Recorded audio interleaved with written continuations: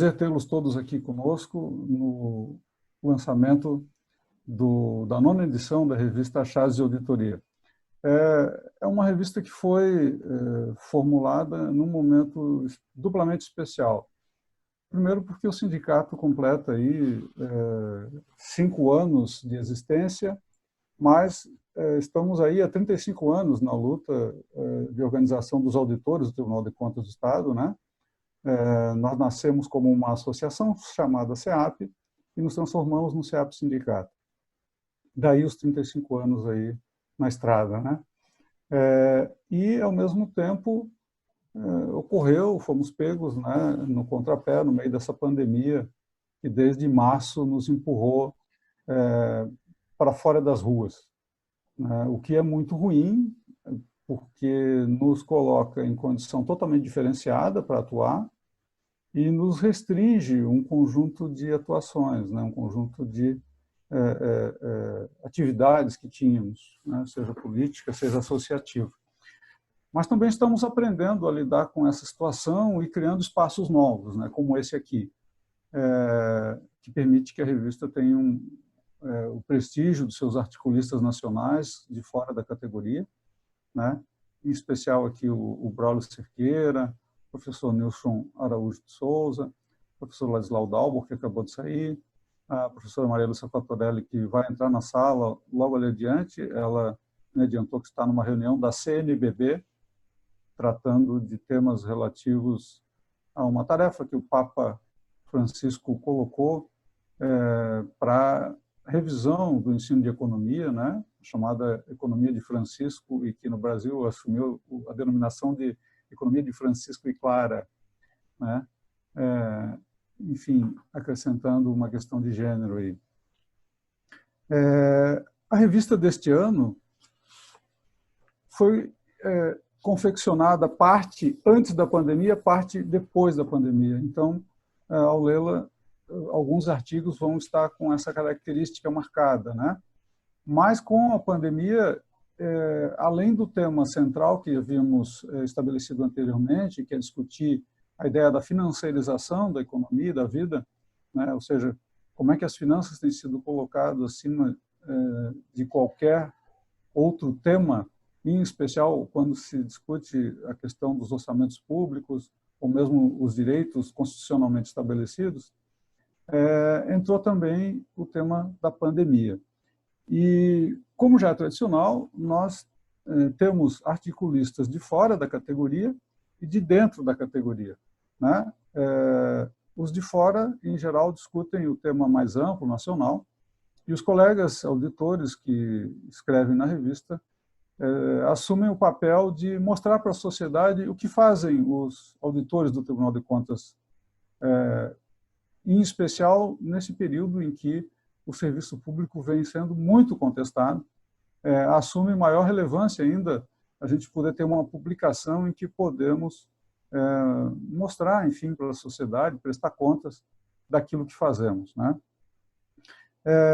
Os articulistas externos, né? Então, o Braulio, já citado, o professor Nilson Araújo de Souza, Ladislau Dalbor, Maria Lúcia Fatorelli.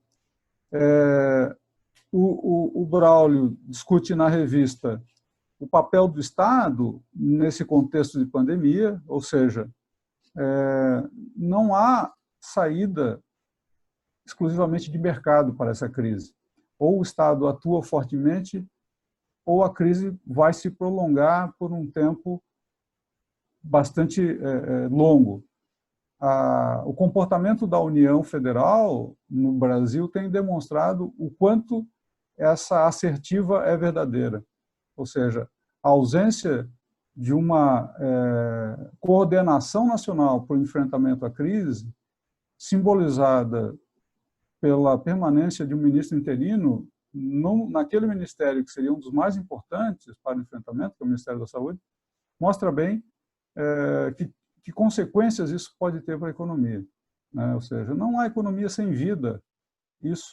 Esse vírus está tendo, digamos assim, a capacidade de demonstrar sem precisar maiores teorias para isso. O professor Nilson Araújo, no seu artigo, em que salienta as medidas emergenciais para salvar vidas e a economia nacional, mostra como a economia nacional já vinha com sérios problemas antes da pandemia, né? E o quanto isso é substancialmente agravado pela pandemia, né? Destaca a importância também do papel do Estado nesse processo e, alinhado com a discussão da financiarização, lembra que as primeiras medidas do próprio governo federal foi dar sustentação ao sistema financeiro a partir da liberação de 1,2 trilhão de reais aos bancos nacionais, ao sistema bancário. O professor Ladislau Dalbor, nessa linha, também discutindo a financiarização, lembra que ela tem provocado um desastre ambiental planetário, né, uma desigualdade explosiva e uma paralisia econômica. Destaca que, para haver produção e expansão econômica, os recursos financeiros precisam voltar a ser investidos na produção e não se esterilizarem no mercado financeiro. Na edição online, que é um pouco maior que a edição impressa, há um artigo da doutora Hélida Graziani Pinto, do Ministério Público de Contas, do TCE de São Paulo, né, em que trata do equilíbrio constitucional intergeracional das políticas macroeconômicas. A doutora Hélida salienta a necessidade de ampliar o controle sobre o custeio do serviço da dívida pública, o que significa ampliar os controles sobre a própria atuação do Banco Central, né? Definindo que esse controle é extremamente necessário para uma gestão fiscal intertemporalmente responsável e a definição democrática das prioridades orçamentárias da nação. Maria Lúcia Fatorelli apresenta o sistema da dívida e a financiarização e o que tem sido tomado como políticas nacionais para favorecer o sistema, né? Na palestra que ela vai nos apresentar logo mais, ela aprofunda essa conversa, essa discussão. Eu trago um artigo mostrando como é que o sistema da dívida funciona no Estado, a partir da própria dívida do Estado com a União, né? O quanto essa dívida limita as nossas capacidades de efetuar política econômica e, ao mesmo tempo, ao limitar, também alinha a nossa política econômica à política econômica da União, né? Então, como o mecanismo da dívida se transformou num mecanismo de submissão, né, da autonomia orçamentária e financeira dos entes federados aos ditames da União, é isso que está no meu artigo. O colega Felipe Leiria, que é estudioso da área previdenciária, está fazendo um doutorado na área, discute como uma política pública importante, como a previdência pública, pode se transformar num colateral para o sistema financeiro, né? E aí a gente entra nos artigos dos colegas da categoria. Keman Correia Jung e o Tiago Ramos Trigo discutem a questão da tecnologia e o seu uso em home office nesse período de pandemia, destacando que a auditoria realizada apenas sobre a informação enviada pelo órgão auditado aumenta significativamente o risco de não se detectar problemas, levantando a necessidade de estarmos atentos a essa questão e efetuarmos a circularização das informações. Os colegas Fábio Alex Billing e Marco Antônio Kraszewski Teixeira, engenheiros da área municipal de auditoria, discutem o tema quanto custa manter as obras públicas e levantam a importância da atuação do tribunal na cobrança da manutenção das obras, né? E citam o exemplo do viaduto aqui de Porto Alegre, do Lago dos Açorianos, que acabou tendo que ser interditado por conta de problemas estruturais, observados a partir de uma indicação do Tribunal de Contas de que era necessário fazer essa verificação. O colega Omar da Silveira Neto, também engenheiro da área municipal, faz um alerta em relação à necessidade de ampliarmos as avaliações das políticas de meio ambiente no exame dos pareceres prévios das contas do gestor, né? O Omar lembra que o correto enfrentamento da questão ambiental pode evitar que, num futuro cada vez mais próximo, os gestores tenham que tomar decisões da importância e gravidade postas pela pandemia atual. O colega Sandro Trescastro Berg, que atua no exame do parecer prévio das contas do governador do Estado, um dos pontos altos do nosso trabalho, destaca a importância desse parecer e ressalta que aspectos como integridade, detalhamento, consistência e compromisso com o interesse público têm marcado as transformações dos relatórios técnicos e aumenta o alcance da ação e da legitimidade do controle exercido pelo Tribunal de Contas. Desonerações fiscais em tempos de pandemia e o princípio da legalidade e os incentivos fiscais são 2 artigos de publicação de 3 autores, né? Os colegas Enio Guimarães Pancieira, Rafael Santos Trescastro, Tiago Fraga Lima. Nós temos, por fim, uma entrevista efetuada com colegas do Serviço Regional de Auditoria de Santa Cruz do Sul, que participaram de uma operação conjunta com outros entes de controle, digamos, uma atuação em rede, que nos trouxe lições importantes para reforçar o controle externo e de como essa atuação permite uma maior efetividade do trabalho de controle.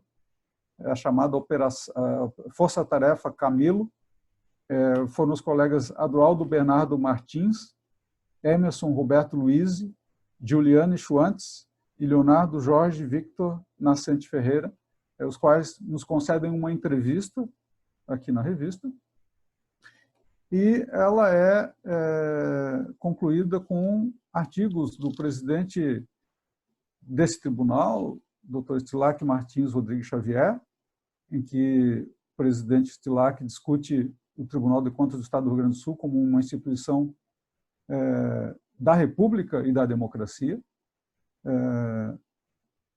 e traz importantes alertas sobre essa fase atual da pandemia em que vivemos e como o tribunal deve atuar. O presidente Estilac terá um espaço de fala na sequência, assim como o presidente Túlio Filgueiras Nogueira, presidente da Atricom, a Associação dos Membros dos Tribunais de Contas do Brasil, em que nos traz um artigo centrado no tema da financiarização, que é aquele que definimos lá no início.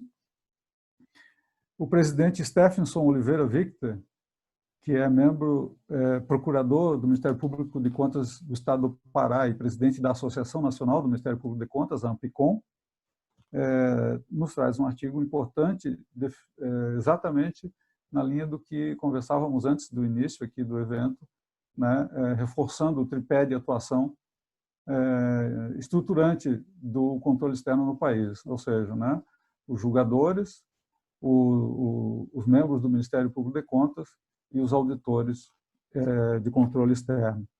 E o colega Mauri Perusso, aqui do Rio Grande do Sul, presidente da nossa Federação Nacional de Entidades e Servidores de Tribunais de Contas, discute os tribunais de contas nessa crise, na pandemia e o tema da corrupção.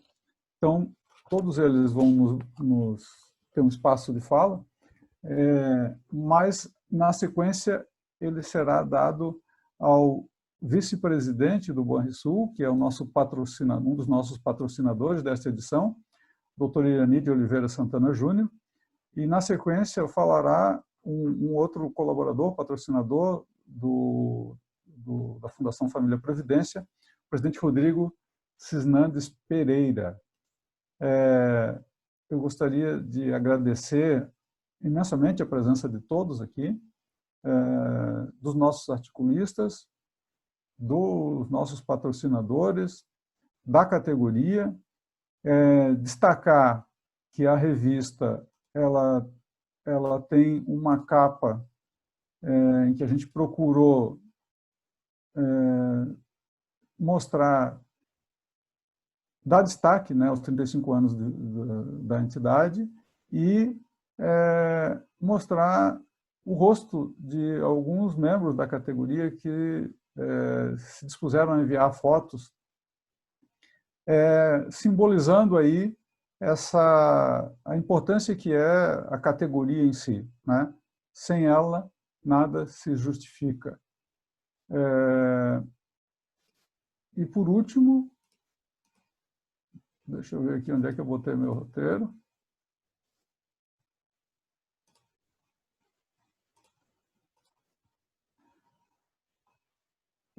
Destacar a presença do nosso diretor-geral, César Luciano Filomena, do diretor de controle e fiscalização, Geraldo Ranincheski, da diretora administrativa, Renata Agra Balbueno, e do diretor da Escola Francisco Jurueno, Carlos Eduardo Fleck, que está num outro compromisso, mas vai entrar ainda na nossa sala aqui, em especial na segunda parte, na palestra da Maria Lúcia Fattorelli. Então, doutor Irani, eu gostaria de passar a palavra, né, para que faça a sua saudação. Presidente Josué, presidente Stilac, é com grande prazer que eu participo desse evento, relacionado a uma revista tão qualificada, que trata de temas tão significativos e importantes para toda a sociedade brasileira, porque é mais do que a sociedade do Rio Grande do Sul que precisa discutir esses temas, é o Brasil. E o senhor colocou bem, o papel do Estado é extremamente relevante, ele se torna absolutamente significativo exatamente quando a gente enfrenta uma situação de crise. E aí a gente nota o quanto o Estado é decisivo, quanto ele é importante, e quanto às vezes o tão propalado mecanismo de mercado que se ajusta sozinho, às vezes precisa de uma mãozinha, né?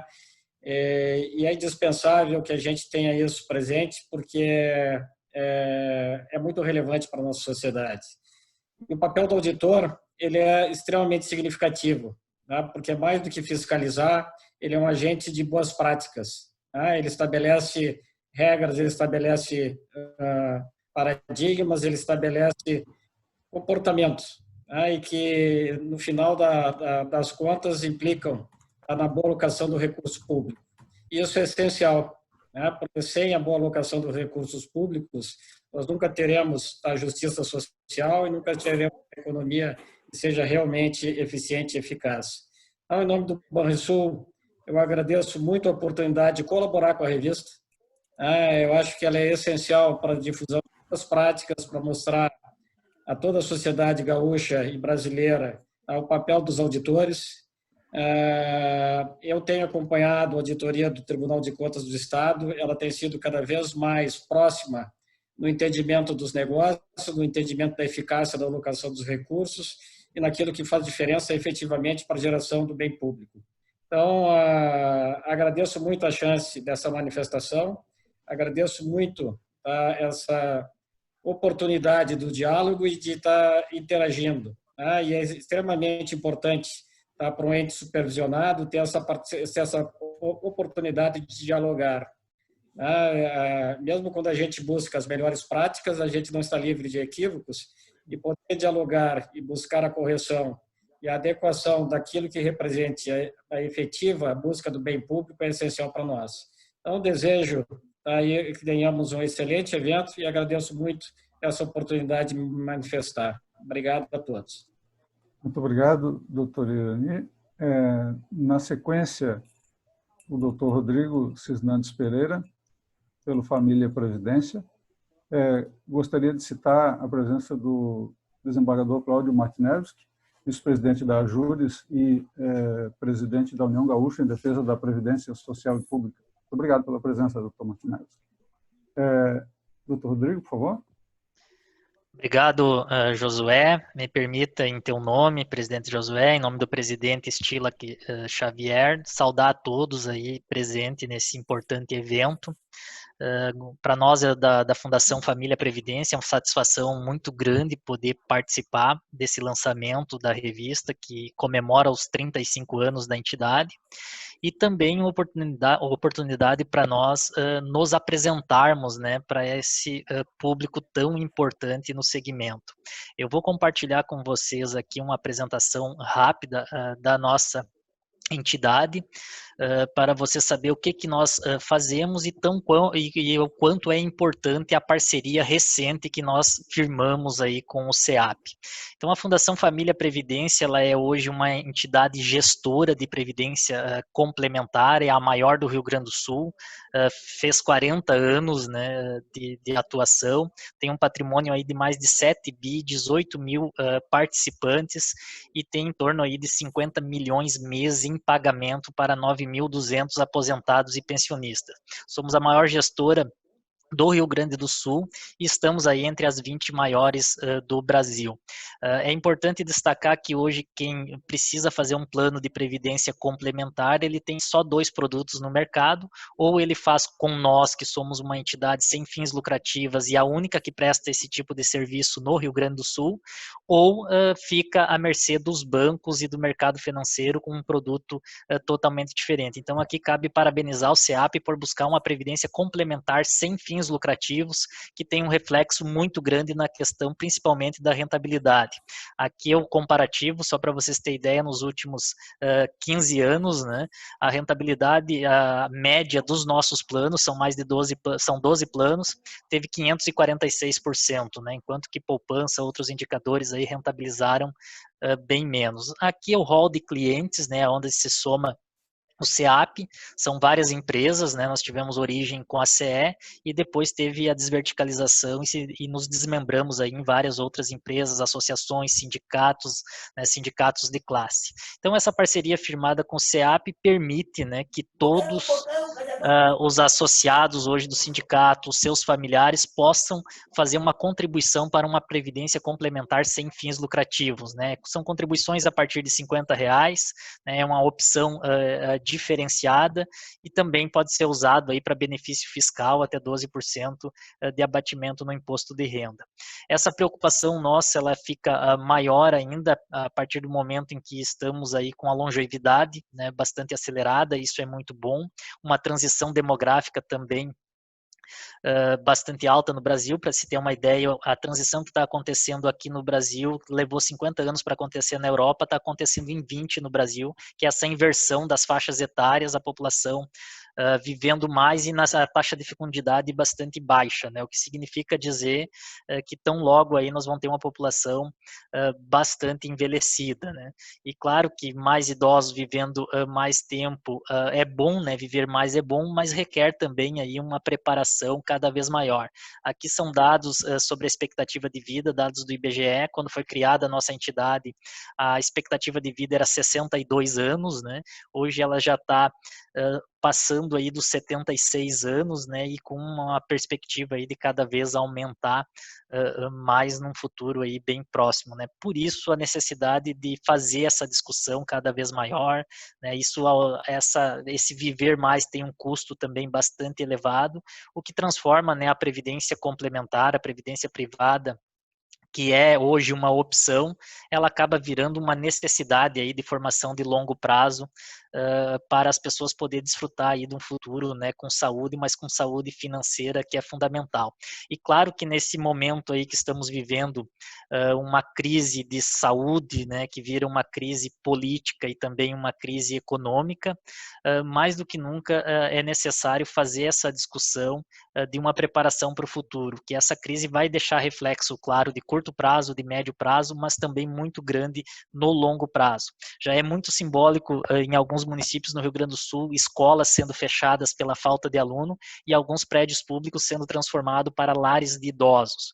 Então, se não tiver uma preparação desde cedo, certamente nós teremos um problema social muito grande lá na frente, com uma população envelhecida e infelizmente sem renda para manter, né, a sua qualidade de vida. Então talvez esse seja um grande desafio de longo prazo, mas que para vencer nós precisamos começar cedo, começar o quanto antes possível, porque o esforço acaba sendo bem menor, né? A gente sabe que essa crise afeta diretamente a renda das famílias, isso significa que lá na frente vai trazer maiores dificuldades, e também o desarranjo fiscal em razão da própria aumento da dívida pública vai, sem dúvida nenhuma, seguindo, né, esse modelo político do Brasil, buscar aí novas discussões sobre a reforma da Previdência e cada vez mais se separar o que é previdência de assistência, um teto do INSS cada vez mais reduzido, ou seja, se nós deixar a nossa população dependendo exclusivamente do INSS no futuro, certamente nós teremos grandes dificuldades. Então seria essa a apresentação aqui para vocês, dizer que estamos à disposição para essa discussão, né? Eu sei que hoje o SEAP já tem trabalhado nesse sentido, e nós não podemos deixar aí a nossa população somente hoje à mercê do sistema financeiro, bancário, que acaba visando lucro, né, e não à toa hoje os maiores players no Brasil na Bolsa de Valores são bancos, né, isso acaba sendo hoje algo que dificulta muito para a nossa população de baixa renda. Então nós temos hoje via SEAP um produto sem fins lucrativos que entrega 100% da rentabilidade para o participante, né, de fácil acesso. Hoje pode ser feita adesão por aplicativos, né, totalmente digital, uma equipe especializada, consultoria especializada na questão de previdência, para se fazer essa discussão principalmente com o público mais jovem, que certamente, se ficar dependendo somente do INSS, terão sérias dificuldades no futuro. Então é um desafio gratificante e é um desafio aí que tem um alto valor social agregado, que é de educação financeira, educação previdenciária, que essa parceria com o SEAP aí nos permite atingir outros públicos, né, para fazer esse debate aí que é cada vez mais necessário. Então agradeço muito, Josué, a oportunidade de poder participar com vocês, parabenizo mais uma vez a diretoria do sindicato e a todos envolvidos aí no lançamento dessa tão importante revista, do qual muito nos orgulha poder fazer parte aí dessa edição da revista, não só como um colaborador, mas também com essa parceria firmada que hoje permite a todos os associados e seus familiares fazer a adesão junto com nós a um produto aí tão importante para o futuro das pessoas. Obrigado mais uma vez. Obrigado, presidente Rodrigo. Gostaria de dizer que o pessoal da assessoria está me lembrando que eu esqueci de mencionar que a revista está no site do SEAP, então isso é importante, né? Nós vamos distribuir igual, foram impressos vários exemplares, mas o acesso direto já está no site do SEAP, é só entrar ali, tem um banner específico para acessar a revista. Gostaria de passar a palavra aqui para o presidente do Tribunal de Contas do Estado, doutor Estilac Xavier, destacar a presença do ex-deputado Pedro Ruas, parceiro nosso de lutas aí. Obrigado pela presença, Pedro. Presidente Estilac. Boa tarde, Josué. Boa tarde. Boa tarde, Leiria. Boa tarde, Amauri. Conselheiro César Miola, conselheiro Fábio, deputado, vereador, amigo Pedro Ruas, satisfação, ao nosso diretor-geral César Filomena, diretora de administração a Renata, o diretor de controle e fiscalização Everaldo, o Ricardo Freitas, nossa supervisão de orçamento, aos nossos servidores, né, minha saudação ao Omar, que tem texto, todos que estão aí, não citarei todos, por óbvio, até por economia de tempo. Meus cumprimentos a todos que estão presentes, ao desembargador Cláudio, ao Rodrigo dos Sinastes, ao Irani, do nosso Banrisul, também os agradecimentos. Sinto-se todos cumprimentados por mim. Eu vou fazer uma menção especial porque eu vi na sala o Feltrin da Sindifisco também, eu vi na sala a Lígia Zanin, querida Lígia Zanin, né, que foi nossa presidente também do nosso sindicato. O Melo, que estava na sala, meus cumprimentos também. o Nilson, a Vera, o Alexandre, todos que eu estou vendo aqui, Vladimir, a Nívia. Também o nosso Stefson, meus cumprimentos. Obrigado pela presença do Ministério Público. O Yang e o Braulio também estão ali. Bom, primeiro dizer da satisfação de estar aqui, Josué. Eu pretendo ser rápido, porque uma sala que tem 60 pessoas, se todo mundo falar 10 minutos, nós vamos até amanhã de manhã, né? Então, mas a minha disposição é firmar algumas ideias. A primeira, o texto que eu apresentei, é um texto também feito com a ajuda da minha assessoria, ele não traz nada de novidade sobre o que eu penso a respeito de muitas coisas. Está sistematizado, onde eu coloco... Eu centrei no Tribunal de Contas, mas na verdade, do Rio Grande do Sul, mas na verdade eu estou falando dos Tribunais de Contas do Brasil, como uma instituição da República. Instituições hoje sob ataque. Um ataque antidemocrático que ou quer submetê-las pela adesão pura e simples, ou quer destruí-las porque tornam-se obstáculos a determinadas políticas. O nosso país está rondado perigosamente por um projeto autoritário, protofascista. E isto conclama a todos nós, independente de que opinião política tenhamos, mas que respeitamos as regras democráticas, que cultuamos o artigo 5º da nossa Constituição dos direitos fundamentais, resistam e lutem contra. O artigo fala disso. E fala da necessidade, inclusive, da nossa qualificação e ampliação de trabalho em um momento tão difícil como é o da pandemia, onde tivemos que dar respostas rápidas a um processo novo que nos assusta. Pelo menos para a minha geração. E para as gerações que estão aí, nós vamos verificar o seguinte: 2 grandes traumas ocorreram no nosso país nesse período. O primeiro, pelo menos no que eu vivi, teve outros anteriores.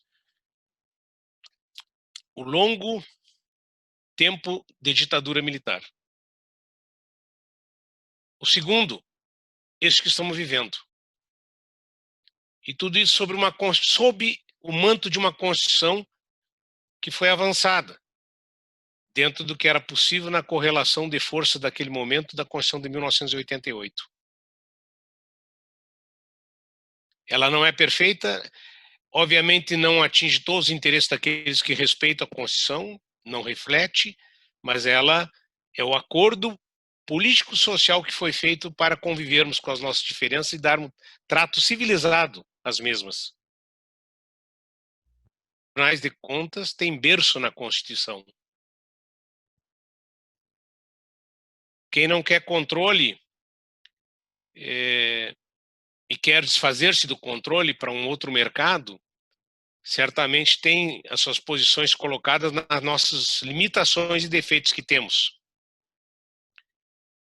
Mas não revela o que está oculto. As facilitações que seria não ter um controle profissional, qualificado, adequado e legal sobre o uso dos recursos públicos. A pandemia tem sido um momento para muitos enriquecerem. Mas eu não estou falando daqueles que fazem enriquecimento no varejo, sobretaxando valores de respiradores, tão fáceis de serem detectados. Estou falando daqueles que, por jogos de mercado, tornaram-se bilionários, ou mais bilionários. Há pouco a imprensa refletia que 42 bilionários nós temos. Quer ver, o Brasil tem 42 bilionários. Eles saíram de uma fortuna de algo em torno de 130 bilhões para 170 bilhões num período de 4 meses de pandemia. Como é que conseguiram isso? Então, e nós vemos todo o movimento. Eu ontem assisti a Globo News e o nosso ministro da Economia, que tem sido um dos detratores do sistema de controle, ele tinha dado uma entrevista falando da debandada, né, do Ministério. E ao dizer isso, ele também, na verdade, ele lançou uma senha para o mercado. Temos que segurar as reformas. Não basta a Previdência, essa que está aí tem que ser mais aprofundada. Tem que fazer a reforma administrativa para entrar nos servidores públicos mais profundamente. E temos que fazer as privatizações. No outro dia, o alto comando da República se reúne para fazer a leitura da cartilha. Somos todos favoráveis a privatizações, a reforma, etc, etc, etc. Tudo isso no meio da pandemia, com 100 mil óbitos, correndo para mais. E a revista ela vem nesse momento. Talvez nem todos nós pensemos da mesma forma sobre esse assunto, mas ele é de gravidade. Ele fala da necessidade de colocarmos as tecnologias à disposição do humano. Estamos aí com reconhecimento facial, estamos aí com robôs, softwares inteligentes, etc, etc. E a ideia é substituir o humano. E não colocar esse trabalho repetitivo facilitado por máquinas para ampliar o tempo de lazer, cultura, convivência social e crescimento humano, mas para colocá-los no chamado empreendedorismo dos Ubers, que agora perceberam que não era bem isso. Então, a revista, pelos vários enfoques que faz e o que fala o meu artigo, na linguagem que é cabível e possível fazê-la ali, e aqui eu tenho uma liberdade maior para expressar, não de maneira tão sistemática como está ali, a gente expressa esta ideia. O mundo do trabalho, eu quero concluir com isso, depois da pandemia tenderá a ser pior. Eu não sou profeta, nem tenho a pretensão de sê-lo. Verificou-se que é possível tirar trabalhadores muito mais do que eles dão com a presença física nos locais de trabalho. Verificou-se que, se associarmos a isso ainda a robotização, mais trabalhadores serão precarizados e lançados na informalidade. E o governo federal vem com uma cara de espanto dizer que descobriram que no Brasil tem 50 milhões de pessoas que não têm relação formal com o Estado, não tem bancarização, que não estão em cadastro nenhum. Que estranho. Sabiam desde sempre. Atuaram politicamente para, inclusive, ampliar essa massa, fazendo-as acreditar que eles estavam agora no paraíso do capitalismo, onde o empreendedor é aquele que conta do seu tempo e cada um pode ser o que quiser, desde que trabalhe e tenha mérito. Então, a revista ela pode produzir um marco para isso. Eu quero lhes dizer o seguinte, que aqui tem várias organizações, tem judiciário, tem Ministério Público, tem instituições financeiras presentes, tem sindicatos, tem o Tribunal de Contas, tem contribuintes na revista de vários, com suas autorias, tem o nosso presidente Fábio, o nosso conselheiro Miola. Agora, se nós não tivermos uma disposição firme de resistir democraticamente ao que está acontecendo, o mundo, assim como o nosso país, vai se esfacelar. E quando eu falo em esfacelar, não é que vai haver um rompimento da crosta terrestre, não. O que vai acontecer é que o mundo vai se dividir entre os que têm e vão usar a força para manter o que têm, e aqueles que vão sobreviver brigando entre si, inclusive para tirar dos poucos que têm, para preservar na essência aqueles que tudo têm, o poder político, o poder econômico, e o principal deles, o poder de comunicar e informar o que nós sabemos e deixamos de saber, porque é o monopólio da comunicação. Isso tudo faz parte do nosso universo. O tribunal, e eu encerro com isso, de verdade agora, Josué e Felipe, agradecendo mais uma vez, e todos que estão me ouvindo, o tribunal ele tem absoluta convicção que só pode legitimar-se se continuar seu trabalho. Só pode tornar-se parte da vida do cidadão se, ao cumprir as suas ações, interferir e as pessoas souberem disso. Por isso é muito importante, e isso eu tenho trazido com muita intensidade para o debate interno do tribunal e para as ações externas institucionais, que a Constituição prevê a participação do cidadão. Os controles sociais são as extensões, assim como o tribunal tem o controle interno como um aliado importante dentro das administrações, o controle social, onde o cidadão, a partir da sua perspectiva e do seu tempo livre, pró bônus, atua para melhorar políticas de saúde, de educação, assistência social, meio ambiente, esporte, plano diretor. São cidadãos que estão atuando com a sua expertise, seu conhecimento para melhorar o controle. Estas pessoas têm que fazer parte da rede do sistema de controle público. É uma extensão de milhares de pessoas atuando pró bônus, exceto um conselho, que é o Conselho Tutelar.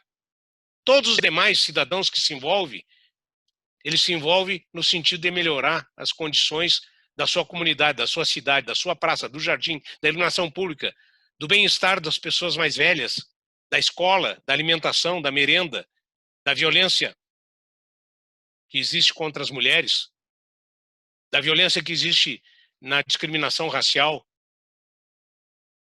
Então, eu agradeço a oportunidade e vida longa ao nosso sindicato e, mais uma vez, meus cumprimentos pela edição da revista. Obrigado, José, obrigado, Felipe, e todos os membros do sindicato e os nossos servidores. Muito nos honram pelo seu trabalho. Obrigado pela presença e pelas palavras, presidente Stilac.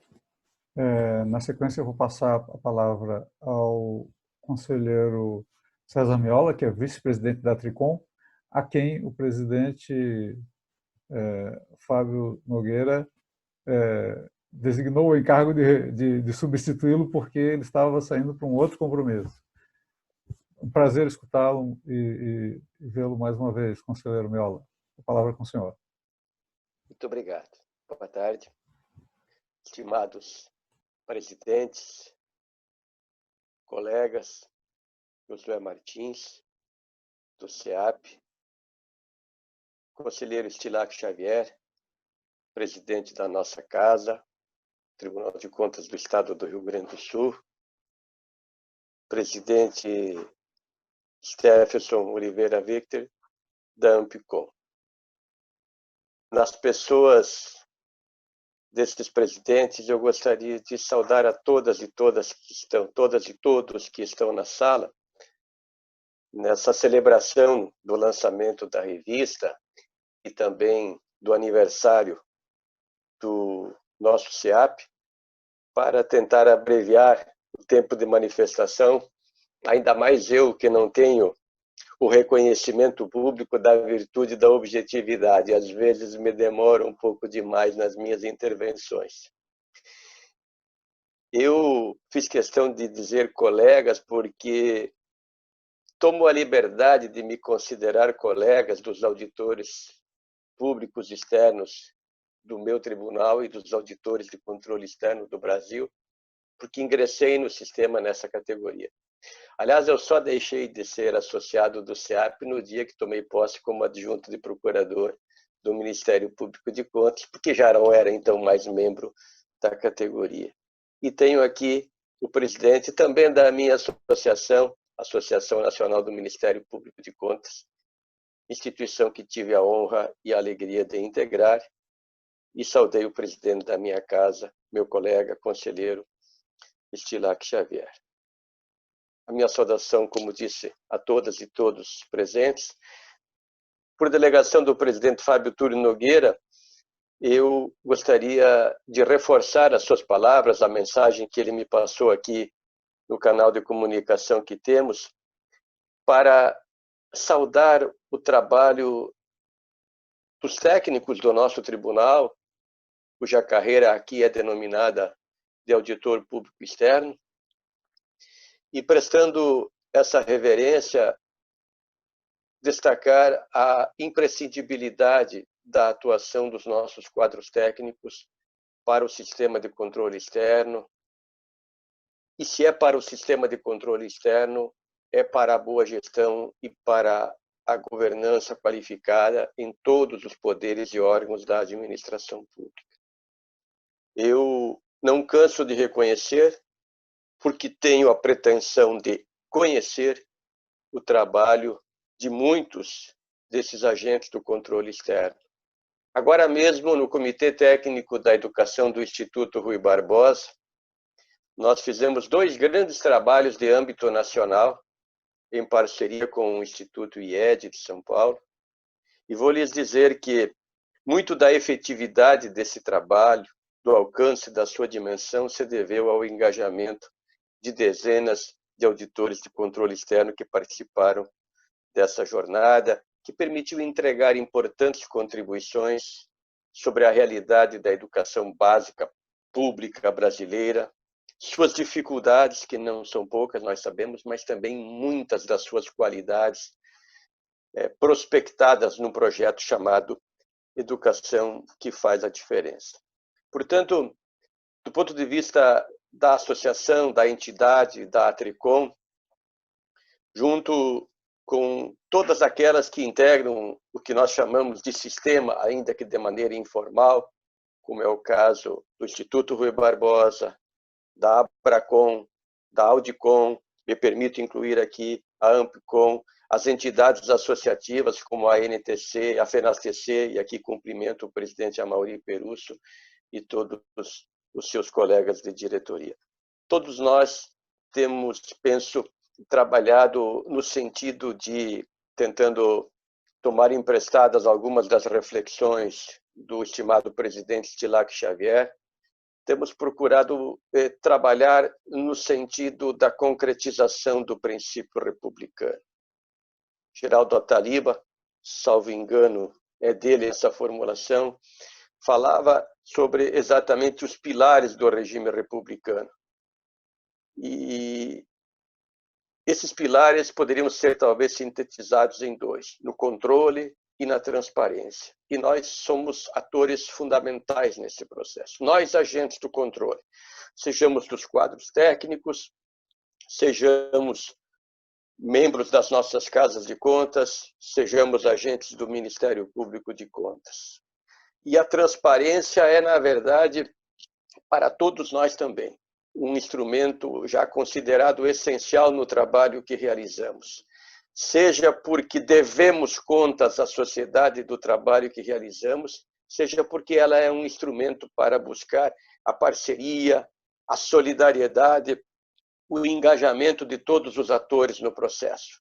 Lembrava também aqui o conselheiro Stilac, nosso presidente, sobre os conselhos, modo geral, e o papel de relacionamento que nós procuramos construir também com eles, nós do âmbito do controle, como, por exemplo, os conselhos de educação, os conselhos do Fundeb, os conselhos de saúde, várias outras estruturas do ambiente institucional ou da sociedade civil com as quais dialogamos no sentido de concretizar, de materializar um processo de controle que não seja unicamente formal, mas que busque na sua concretização a materialidade contemplada na Constituição e nas leis. No caso da educação, eu não canso de repetir, o nosso esforço tem sido no sentido de transformar aquelas garantias e princípios constitucionais relacionados à educação em resultados efetivos.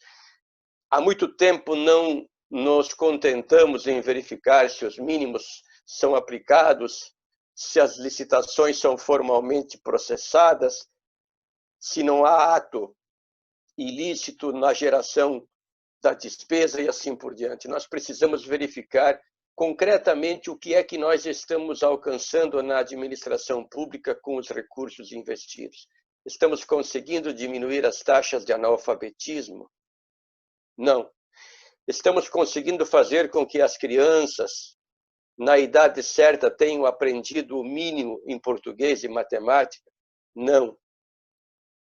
Menos da metade, em média, das nossas crianças, por volta dos 8 anos, tem desempenho considerado satisfatório em relação a isso. Menos de 10% dos alunos que concluem o ensino médio, e eles são muito menos que aqueles que concluem o ensino fundamental. Menos de 10% desses têm proficiência em matemática. E os exemplos poderiam seguir. Significa que as políticas públicas nem sempre, ou no caso particular, não estão alcançando os resultados almejados. E o papel do controle externo é muito importante nesse processo. Para, de um lado, fiscalizar, sim, a regularidade dos atos administrativos, mas para ir um pouco mais fundo, para mergulhar na eficiência, na eficácia, na efetividade, aferindo efetivamente a gestão e as entregas feitas à sociedade. E nada disso vai acontecer se não for com uma atuação qualificada, competente, profissional, que é aquela que nos entrega a nós, que somos julgadores, o corpo técnico de cada uma das nossas instituições. Portanto, minha homenagem, a homenagem que aqui presto em nome do presidente Fábio Túlio Nogueira e acredito que em nome das entidades do Sistema de Controle Externo, ao nosso Centro de Auditores do Tribunal de Contas do Estado do Rio Grande do Sul, já longevo. Lembro que quando eu ingressei no tribunal, era uma entidade ainda embrionária, da qual me associei porque achava importante participar, ainda lotado lá no Serviço Regional de Passo Fundo naquela ocasião. Essa homenagem como um reconhecimento ao trabalho que fazem e como um estímulo para que prossigamos juntos, cada qual no seu espectro de atuação, buscando concretizar a Constituição. Quando dos 30 anos da nossa Carta, lá em 2018, a senhora Procuradora-Geral da República disse que não bastava reverenciar a Constituição, era preciso concretizá-la. E para concretizá-la, na verdade, essa tarefa de concretização demanda muitos esforços, demanda compromisso público, compromisso com a democracia. É preciso que se olhe para a Constituição a partir da sua parte preambular e que estes dispositivos do preâmbulo da Constituição sejam os nossos guias. E ali está dito que um dos objetivos fundamentais da República, me conectando aqui novamente com o texto escrito pelo nosso presidente Stilac Xavier, um dos objetivos principais da República é exatamente a diminuição das desigualdades e a concretização do bem de todos. Todas as instituições da República são fundamentais para que esses grandes objetivos sejam materializados, mas tenho convicção de que os tribunais de contas têm papel substancial, determinante, decisivo, eu até diria, para que isso se materialize. Portanto, minha saudação, minha homenagem aos quadros técnicos dos tribunais de contas do Brasil, homenageando o Centro de Auditores e aos auditores do meu Tribunal de Contas do Estado do Rio Grande do Sul. Muito obrigado. Obrigado, conselheiro César Miola. Falando aqui em nome, representando a Tricom, né? Na sequência falarão o presidente da Tricom, Stephenson Oliveira Victor, e, por fim, o presidente da FENASTC, Amaury Perusso. Stephenson, muito obrigado pela presença. Obrigado. Por você a palavra. Muito obrigado, presidente Josué Martins. Eu gostaria também aqui de saudar o presidente Stilac Xavier, do Tribunal de Contas do Estado, o nosso conselheiro César Miola, que acabou de fazer uso da palavra, ex-presidente da Associação Nacional do Ministério Público de Contas, que agora estamos aqui representando, nosso grande parceiro na atuação do controle externo, realmente um representante do sistema em todas as suas nuances, né, como ele mesmo acabou de dizer, tanto da parte da auditoria quanto do Ministério Público e agora a magistratura de contas. Quero também saudar o presidente Amaury Perusso, também grande parceiro de lutas associativas. Quero saudar o presidente Fábio Nogueira, que já não está mais na sala, mas está aqui representado pelo presidente César Miola. E quero também saudar a todos, alguns não conheço, alguns tenho contato meramente virtual, mas todos parceiros, todos atuantes no sistema de controle externo em prol de seu aprimoramento e de sua atuação efetiva. Eu pego aqui emprestado as palavras do presidente Stilac e do próprio conselheiro César Miola, que me antecedeu, para dizer que realmente a nossa atuação, a atuação do controle externo como um todo, de todos os seus atores, ela está cada vez mais sendo colocada à prova, né, no momento que vivemos. E nada melhor do que estarmos irmanados, estarmos uníssonos na nossa atuação tão importante, uma atuação que deriva da própria Constituição, diretamente da própria Constituição, enquanto positivado lá o controle externo da República Brasileira. E nada melhor, presidente Josué, do que comemorarmos isso, ou melhor, refletirmos sobre isso, comemorando nesta data os 35 anos do SEAP Sindicato, entidade que vem, ao longo do tempo, demonstrando seu valor, mostrando a necessidade de realmente atuar na defesa da livre e desimpedida atuação da auditoria, que é um dos pilares, como nós colocamos na 9ª edição, que também hoje é lançada da revista Achados de Auditoria, essa já tão consagrada publicação, mas nossa humilde contribuição vem nesse sentido, de que o controle externo ele é realizado por esses 3 pilares: a auditoria, a atuação do Ministério Público de Contas e a magistratura de contas. Então, temos que sempre entender que essas 3 funções, como nossa jurisdição é uma jurisdição atípica, uma jurisdição que ela é ativa, ela instrui, ela própria julga, então nós temos que ter, até mesmo para fazer valer a noção de devido processo legal na nossa atuação e na nossa jurisdição, nessa jurisdição tão especial, nessa jurisdição tão importante, como bem disse o presidente Stilac, que esses 3 atores, essas 3 funções aconteçam de maneira muito independente, apesar de harmônica, ou seja, não há que se dizer que as atribuições devam ser exercidas em conflito ou uma contra, nada disso. A harmonia é muito importante, mas a independência também para que essa função possa ser reconhecida como uma função que respeita efetivamente esse devido processo legal.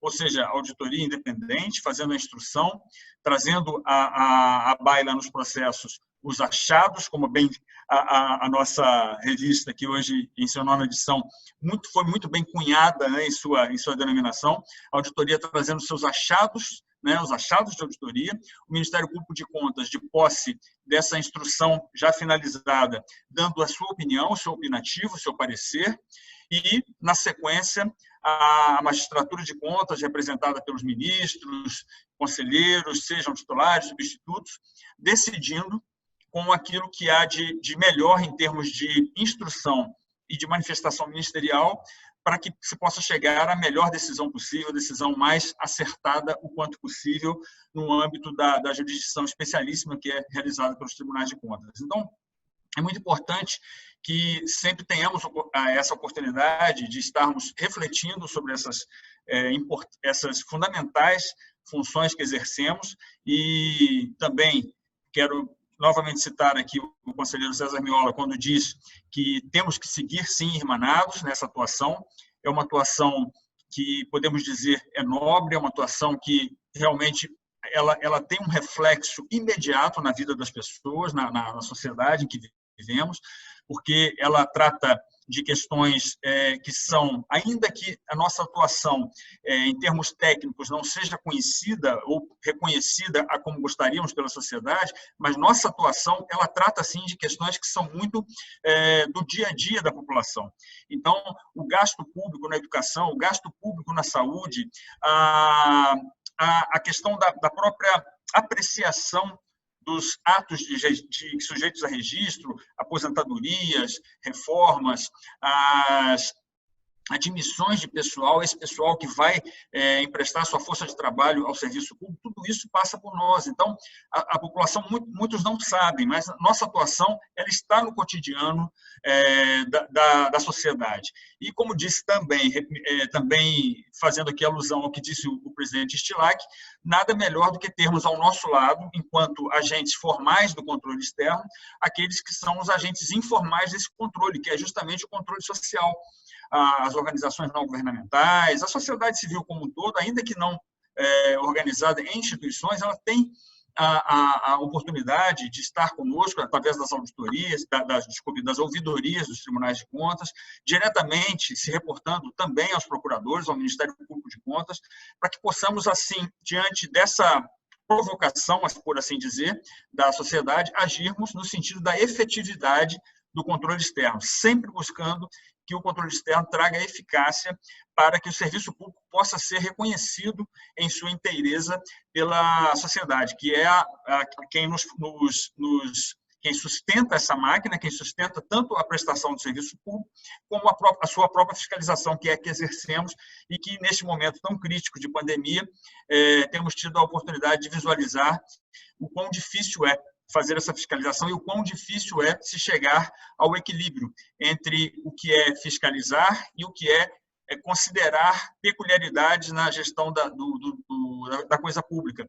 Nunca tivemos, talvez, na história recente, um momento tão crítico em que isso ficou tão evidente, esse suposto, né? Eu digo suposto porque acredito que há uma grande possibilidade de conciliação, mas esse suposto paradoxo que é a gestão pública no momento de crise e a fiscalização exercida pelo controle externo. Então, eu acredito que haja, sim, como se fazer, se executar as políticas públicas, especialmente as de caráter urgente, emergenciais, neste momento, e se há também a condição de se fazer um controle eficaz, um controle efetivo, levando em consideração esse momento peculiar que estamos vivendo.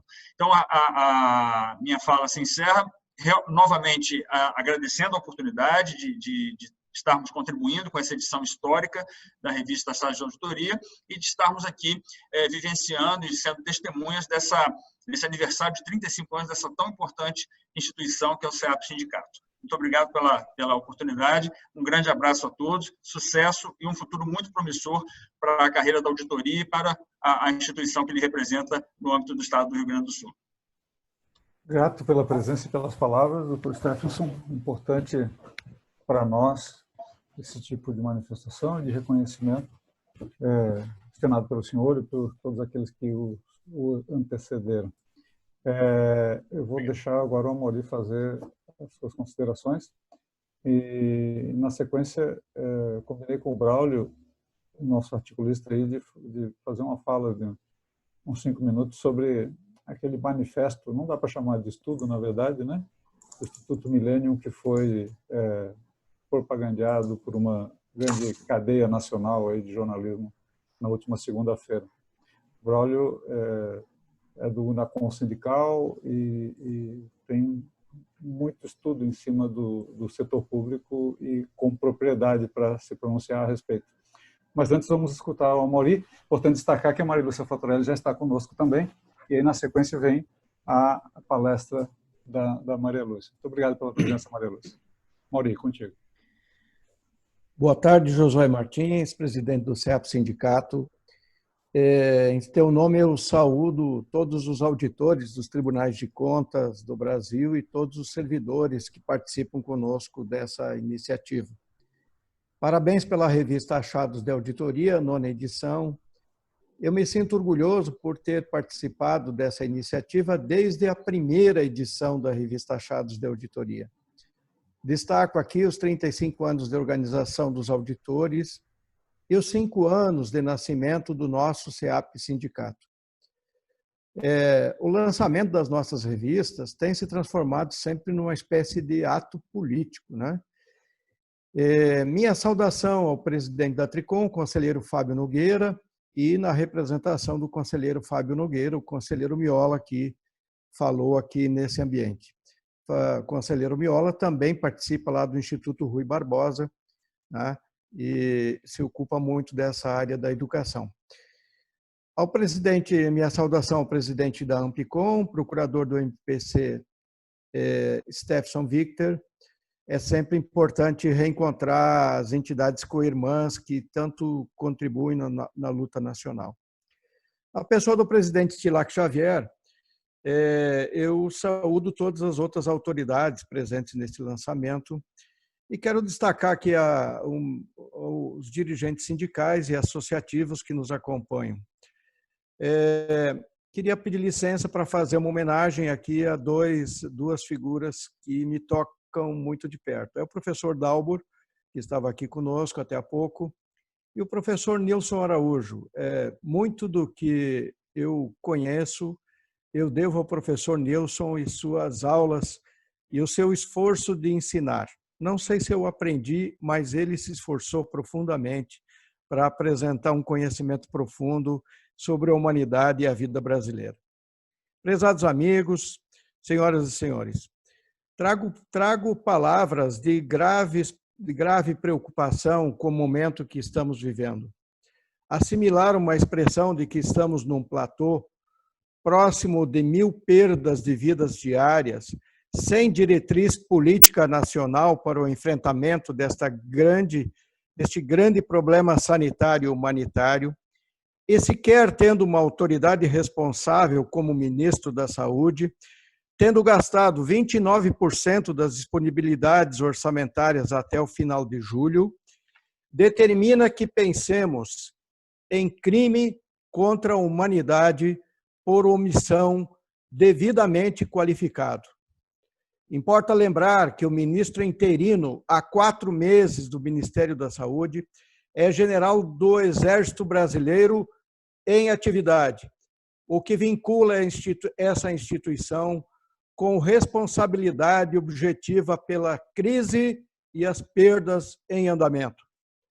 Está em andamento também uma indução ao engano nacional. Trata-se de debater quando e qual a vacina iremos usar, enquanto não se leva a efeito as ações necessárias para conter os efeitos e os danos da pandemia. Sobre a vacina, vale referir, tem vacina sendo produzida que será um bem universal e tem vacinas pagas. Onde está o interesse público no pagar para obter uma vacina que poderia ser acessada sem gastos ou sem desembolso? Importa questionar também nesse instante qual o papel que os tribunais de contas têm tido em meio à crise nacional. Alguns tribunais de contas procuraram uma atuação dinâmica e comprometida. Mas vou usar o exemplo do Tribunal de Contas da União, que aparece mais na mídia e que atua de modo tradicional, notificando o executivo e concedendo prazos. Parece que a pandemia não nos fez mudar, ou não fez esse tribunal mais relevante do país mudar de conduta. Cadê a efetividade no controle externo, onde a auditoria e o acompanhamento concomitante e onde as determinações que alcancem resultados que a urgência determina? Bom, quero tratar de um segundo tema, que é a denominada austeridade fiscal. Assistimos ontem, dia 12 de agosto, uma patética entrevista do presidente da República, ladeada pelos presidentes da Câmara dos Deputados e do Senado, para dizer: respeitamos o teto de gastos. Falso teto de gastos que impede o crescimento de todas as despesas ligadas à vida, enquanto libera os gastos de natureza financeira e destina valores crescentes ao pagamento de juros da dívida federal nunca devidamente auditada. O privilégio ao pagamento da dívida é o que determina o desequilíbrio das contas públicas brasileiras. A essência da Emenda Constitucional 95 de 2016 é pagar o setor financeiro.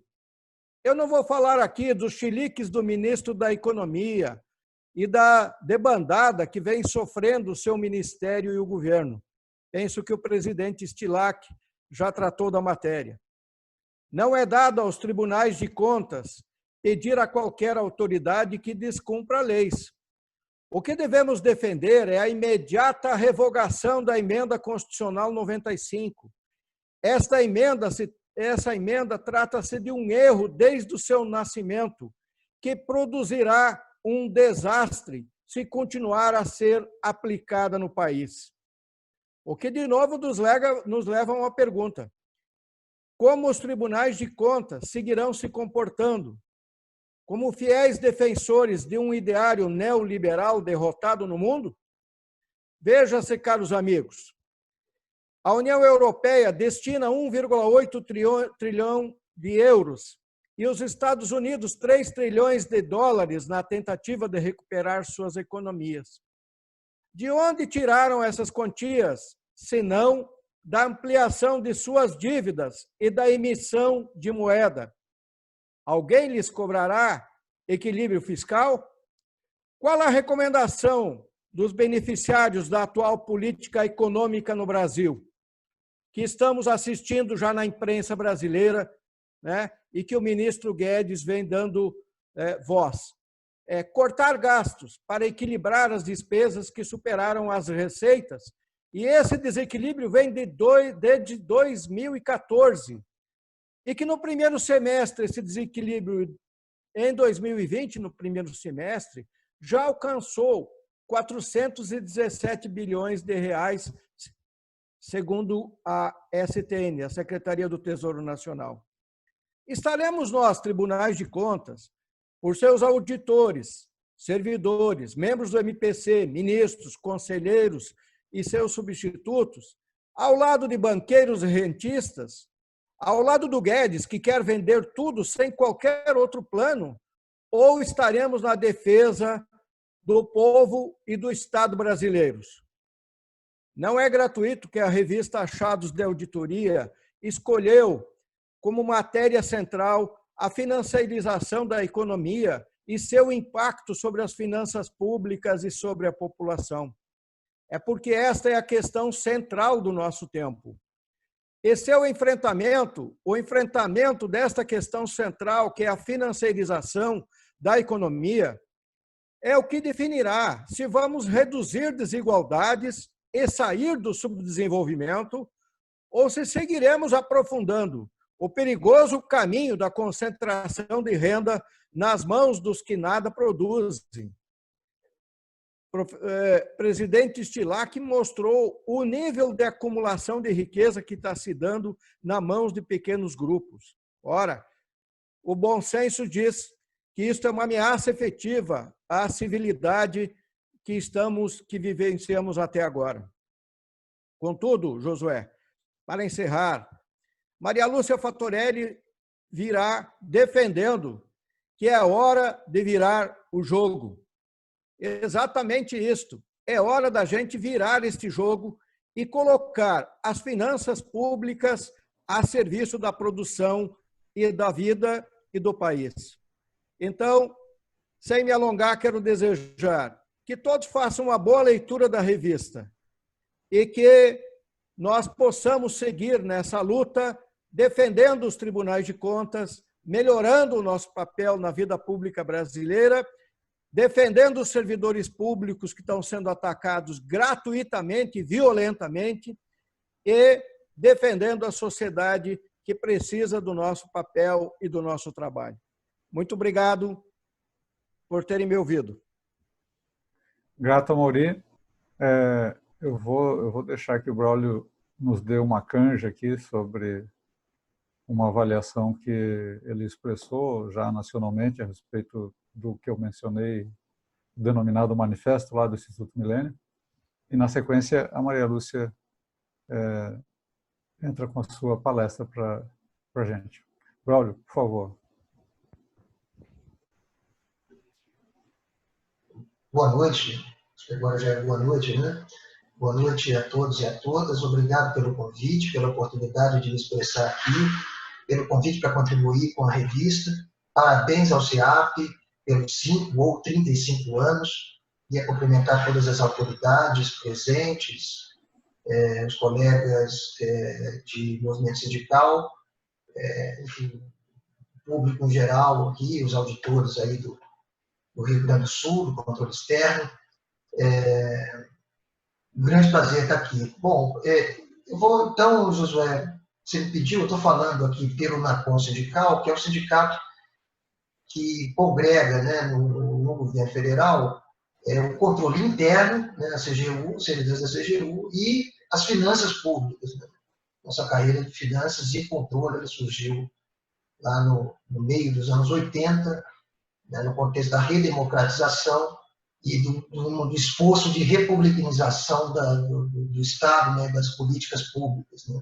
E daí, finanças e controle nasceram juntos no governo federal. E eu sou, na verdade, a minha praia é mais finanças. Né? Eu sou do Tesouro Nacional. E, bom, eu vou fazer duas observações. Uma sobre as finanças públicas, de modo mais geral. Depois eu imagino que a Maria Lúcia Fatorelli vai falar, né, mais extensamente sobre finanças públicas, contextualizando o sistema dívida, né, o contexto do sistema de dívida no Brasil. Mas o que eu queria dizer sobre finanças públicas, muito rapidamente, é que, né, na linha do que eu coloco no meu artigo, é que essa crise ela não pode ser respondida sem políticas públicas, sem Estado. Né? O sistema de preços entra, ele não dá conta, né? O sistema de concorrência, o sistema de preços, ele não dá conta, né, do combate à pandemia, né, que impõe distanciamento social, que, enfim, impõe uma redução forçada, né, da produção, dos fluxos econômicos. O sistema de preços é absolutamente, né, enfim, não tem como. E, então, a gente precisa de uma atuação forte do governo, mas não só precisa, o governo pode fazer isso. E isso vai justamente na direção oposta, é isso que eu queria sublinhar, da austeridade fiscal, que o governo não pode, porque o orçamento do governo é igual ao orçamento doméstico da dona de casa. Né? A crise de 2008 já mostrou que não é assim. Né? O Banco Central americano ele emitiu a base monetária nos Estados Unidos, o dinheiro em circulação nos Estados Unidos aumentou de 3% do PIB para 30% do PIB depois da crise de 2008. E agora, na pandemia, aumenta de 30% para 50% do PIB. E a inflação? É a menor da história. Né? Então, não é verdade que o governo não pode. Né? O governo ele coleta impostos, o governo emite moeda, o governo ele emite dívida pública. A Fatorelli vai falar sobre isso. E a dívida pública, o preço da dívida pública, que é a taxa de juros, se o Banco Central ele não for capturado pelo mercado, é o Banco Central que define. Claro, ele tem que levar em consideração outras questões. Mas a dívida pública no Brasil está saltando este ano a dívida bruta de 79%, 78% do PIB para 100% do PIB, e a taxa de juros é a menor da história. Então, não se aplica os conceitos, né, da economia doméstica, da empresa, não se aplica ao Estado que coleta impostos, emite moeda e define a sua taxa de juros. O governo pode e deve e pode fazer muito mais do que está fazendo. E o que se espera nessa crise, a nível global, o que se espera, o presidente Chilak falou, né? O mundo do trabalho deve sair pior da crise, é verdade. Mas será que nós vamos, a nível global, os países desenvolvidos, será que nós vamos cometer, né, a humanidade vai cometer o erro da crise de 2008, né, que aumentou, como eu disse, a base monetária nos Estados Unidos de 3% para 30% do PIB, né, mas para salvar os bancos e os empregos e a economia real, nós vamos insistir nisso, na financiarização? Não foi suficiente em 2008? Não é suficiente o que a gente vem experimentando no Brasil desde 2014? Bom, minha segunda observação aí foi a provocação do Josué agora. O Instituto Millennium, né? Um dos fundadores, né? Paulo Guedes, ministro da Economia Paulo Guedes.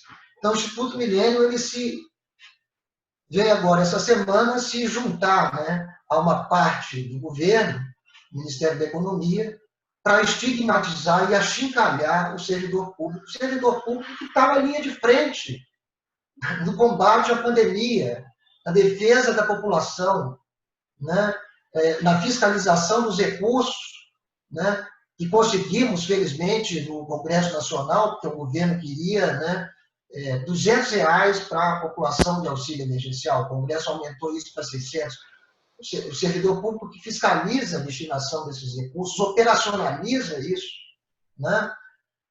Enfim, então o governo se somou a essa campanha de estigmatização do servidor o Instituto Milênio, o que não surpreende, né? E aí, muito rapidamente, a gente vem trabalhando no âmbito do NACOM e do FONACAT, que é o Fórum das Carreiras de Estado, que o NACOM preside, em uma série de publicações técnicas que pretendem conformar um painel amplo de dados sobre o serviço público brasileiro, incluindo a federação, estados e municípios, né? E quando a gente vê na Rede Globo, na Globo News, né, dando, né, destaque a esse suposto estudo do Instituto Milênio, que diz que o gasto para o servidor público, nos 3 níveis da federação, ativos, é de 13% do PIB, contra 6% do que o governo gasta com saúde, 6% do PIB, os 3 níveis da federação, e 4% do PIB se gasta em saúde, né, para dizer, o que eles querem dizer com isso? Que o dinheiro que paga o servidor público, ele estrangula a saúde e a educação. Ora, né? Saúde e educação são intensivos em mão de obra, justamente são serviços, assim como segurança pública, são intensivos em mão de obra. Uma unidade básica de saúde, vocês que são do controle, sabem isso melhor do que eu precisei consultar uma colega do IPEA que trabalha com um assunto. Uma unidade básica de saúde, do custo dela, 75% é pessoal, né? 67% do gasto total com saúde é pessoal. Em educação, esse percentual é mais elevado ainda, né? Então, é um verdadeiro absurdo, né, esse tipo de comparação, além do fato de que, né, se a gente observa, esses 13% do PIB, na verdade, são do gasto com o pessoal nos 3 níveis da federação, eles estão em torno de 11,5% do PIB.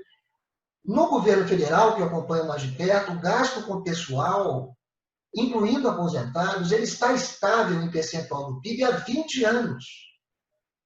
E o que aconteceu com o gasto em saúde e educação nos últimos 15 anos, em percentual do PIB? Aumentou. Talvez menos, certamente menos do que a gente precisava. Mas aumentou, né? O gasto com saúde, por exemplo, ele aumentou de 3,1% do PIB em 2002 para 4% do PIB em 2017. Né? O que ele vai fazer com que o gasto em saúde, educação e segurança ele caia nos próximos anos? E isso é certo se não houver mudança. A emenda constitucional do teto de gastos. É exatamente isso. Só para dar um exemplo, para terminar minha fala do teto de gastos, ele prevê no governo federal que o mínimo piso em saúde ele é 15% da receita líquida corrigida pela inflação. Se a gente coloca em 20 anos um crescimento da receita e do PIB de 2% ao ano, real, isso significa que em 2036 o piso com saúde no governo federal cairá de 15% da receita para 10% da receita. Isso não tem nada a ver com o que o Instituto Milênio estava falando. Quer dizer, que é o gasto com o pessoal que comprime a despesa social. O gasto social, o gasto com o pessoal, parte expressiva dele é gasto social.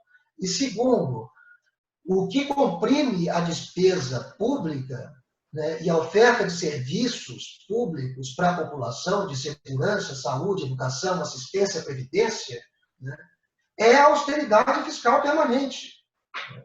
É a redução que a gente contratou forçada das políticas públicas brasileiras nos próximos 20 anos. É isso. Então, é importante deixar isso bem claro para a população, ao invés de estigmatizar o servidor público. Para concluir ainda sobre o servidor público, o serviço público, evidentemente, ele é heterogêneo no país inteiro, né? E tratar o servidor como uma coisa só, né? O serviço público é de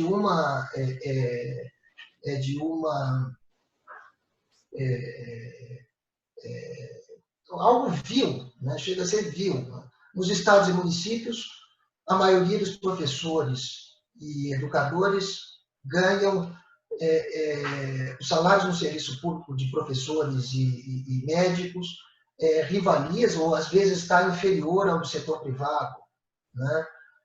Nos estados, boa parte do funcionalismo é segurança pública.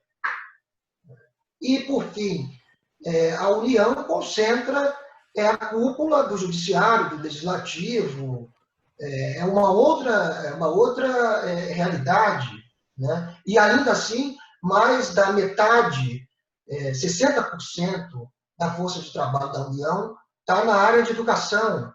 Então, quer dizer, tratar essa heterogeneidade que a gente tem no serviço público, em municípios, em regiões diferentes do Brasil, nos estados e, por fim, no governo federal, de uma forma homogênea, é um verdadeiro absurdo. E, enfim, a gente está aí para evidenciar para a população que a solução, né, para a justiça social, para a retomada do desenvolvimento inclusivo, soberano, ela não passa pela universalização da precarização do mercado de trabalho, né? Mas, como foi colocado anteriormente aqui, né, pela elevação do patamar das nossas aspirações e pelo uso das finanças públicas, né, em prol da população e não do 0,1%. Mais uma vez, obrigado e muito parabéns pela qualidade da revista, pela qualidade do evento. E para mim, uma grande satisfação estar participando. Obrigado, Braulio. Importante os seus esclarecimentos. No meio dessa conjuntura, o UNACOM e entidades parceiras de carreiras típicas de Estado têm produzido um conjunto relevante de informações aí para a sociedade para ajudar a desmistificar a verdadeira... É quase um raio-x do setor público nacional, as publicações que têm sendo feitas, né? Parabéns também pelo trabalho efetuado. E